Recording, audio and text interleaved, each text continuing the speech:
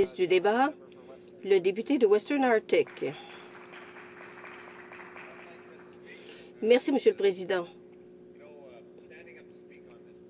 Prendre la parole sur ce projet de loi, eh bien, c'est encore une fois être confronté à un problème que nous avons ici au Parlement. Je trouve que c'est difficile de comprendre les motivations du gouvernement lorsqu'il présente des mesures législatives. Les réponses toutes faites qu'on donne aux discours et aux questions n'expliquent pas les motivations. Et on essaie de chercher pour quelles raisons le gouvernement agit de cette façon. Monsieur le Président, nous avons déjà de bonnes lois qui peuvent s'appliquer aux passeurs de clandestins. Alors, qu'est-ce que le gouvernement veut accomplir au moyen de ce projet de loi C4? J'ai ici la liste de 80 organisations qui traitent avec les immigrants au Canada. Toutes ces organisations s'opposent au projet de loi. Le gouvernement n'a pas produit de liste d'organisations qui appuient ces efforts. Pourquoi pas? Des millions de Canadiens les appuient, disent-ils. Les millions de Canadiens ne comprennent pas leur motivation non plus. Et les gens qui essaient de comprendre leur motivation comprennent généralement que ce projet de loi est une mauvaise idée, qu'il ne faut pas l'appuyer. Pourquoi? Comment ça se fait? Eh bien, le Canada a une bonne réputation dans le domaine de l'immigration. Nous accueillons beaucoup de gens. Nous avons un système de points qui établit les normes à partir desquelles on accueille les gens ou non. On a décidé qu'on voulait les meilleurs éléments du monde et que nous pouvons les accueillir ici. Récemment, on n'a pas reçu tellement de réfugiés. Les réfugiés ne sont pas assujettis au système de points de la même façon que les immigrants réguliers. Alors, on a un système qui, par le passé, a permis d'accueillir un grand nombre de réfugiés au Canada. Le Canada a été une terre d'accueil pour les réfugiés de partout au monde. C'est une bonne chose. Mais qu'est-ce qui va se produire maintenant si on a une loi semblable à celle qui nous a été présentée par les conservateurs? Quand les gens du monde vont comprendre les effets de ce nouveau projet de loi qui régit le traitement des réfugiés au Canada, qu'est-ce que ça va faire à la perception qu'une personne peut avoir dans un pays en guerre? Ça va bien sûr donner un message à ce réfugié. Attention si vous venez au Canada.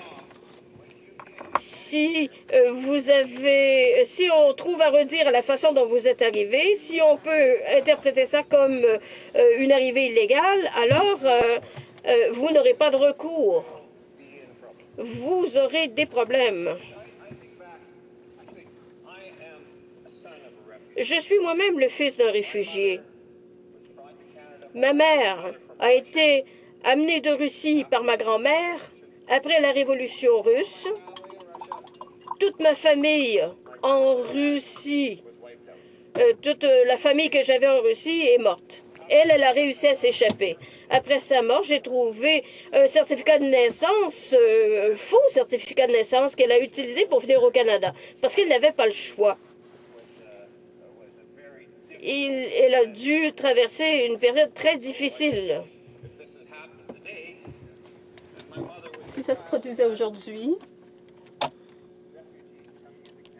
et qu'un réfugié arrivait avec un enfant et des papiers falsifiés,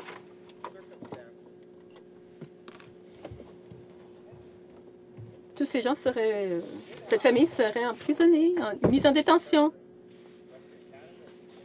Mais dans le cas de ma famille, eh bien, comme dans le cas de bien d'autres réfugiés, ces gens qui se sont installés dans l'ouest du pays ont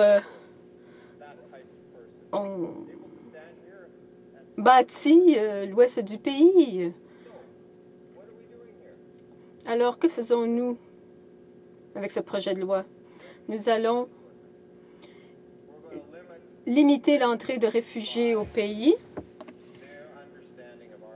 en fonction de leur compréhension des lois, comme le projet de loi C4, qui modifiera fondamentalement la façon dont les réfugiés verront le Canada, car les réfugiés se sentiront rejetés.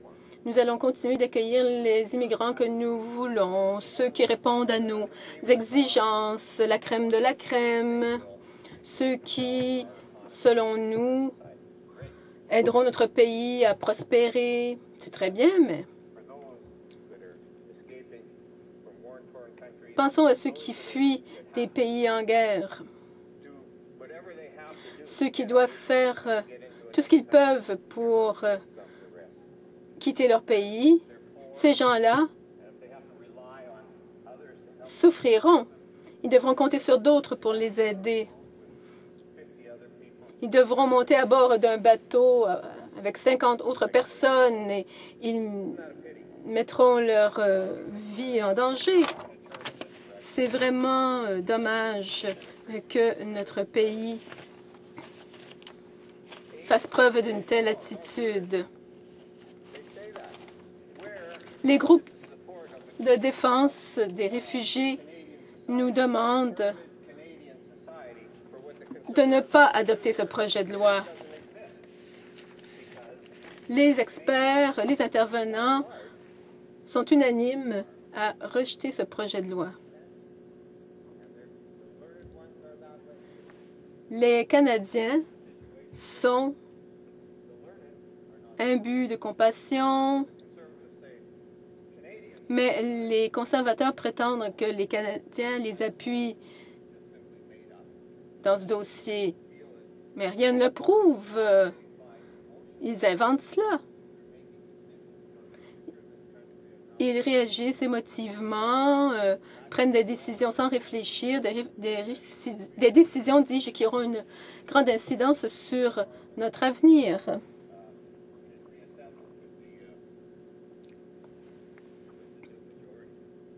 Ça s'est déjà produit depuis que les conservateurs ont la majorité. Malheureusement, nous ne sommes plus en mesure de bloquer ces mesures inacceptables comme auparavant. Nous allons devoir compter sur l'opinion publique. Les conservateurs me crient que nous allons perdre.